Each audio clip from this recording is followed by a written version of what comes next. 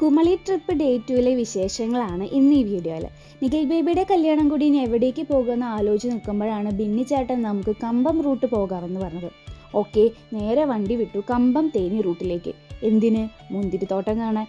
അങ്ങനെ MSR മുന്തിരി ഫാമിലെത്തി. Entry free ആണ് കേട്ടോ. ഫാമിലെത്തി മുന്തിരിയൊക്കെ കണ്ടു. വിഷത്തി മുക്കി എടുത്തവയായതുകൊണ്ട് തന്നെ തൊട്ടില്ല എന്ന മട്ടിൽ ഫോട്ടോസ് കൊടുത്തു.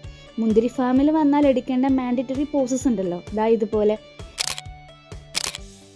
അവിടെ നിന്ന് നേരെ ഞങ്ങൾ അവിടുത്തെ ഒരു ഗെയിംസ് ഏരിയയിലേക്കാട്ട് പോയത്.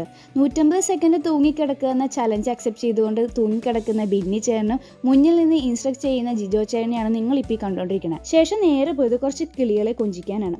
ഇതിൻ്റെ അകത്ത് കയറാൻ ഒരാൾക്ക് 50 രൂപ മാത്രമാണ് ടിക്കറ്റ് ചാർജ്. അകത്ത് നല്ല തിരക്കായിരുന്നു.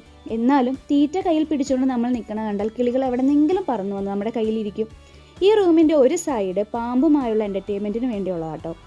ആരാദ്യം പാമ്പിനെ എടുക്കുമെന്ന് പറഞ്ഞുകൊണ്ട് നിന്നപ്പോൾ കൂട്ടത്തിലെ ഏറ്റവും ധൈര്യശാലിയായ റോൾസി ചേട്ടൻ മുന്നോട്ട് വന്നു.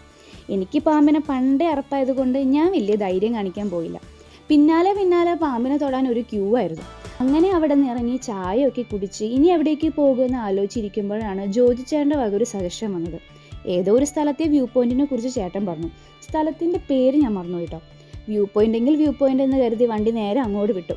ഇടയ്ക്ക് നടു നിവർത്താനായിട്ടൊന്ന് വണ്ടി നിർത്തിയായിരുന്നു. ഒരിട വരെ കാറ് പോകുള്ളൂ, പിന്നെ കാട്ടിലൂടെ കുറേ നടക്കണം.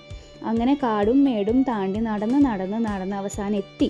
പക്ഷേ ചെറിയ ചാറ്റൽ മഴയും കോടയും കാരണം ഒരു വ്യൂവും ഞങ്ങൾ കണ്ടില്ല.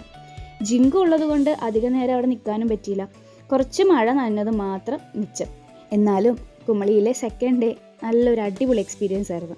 ബാക്കി വിശേഷങ്ങൾ അടുത്ത വീഡിയോയിൽ. ബൈ.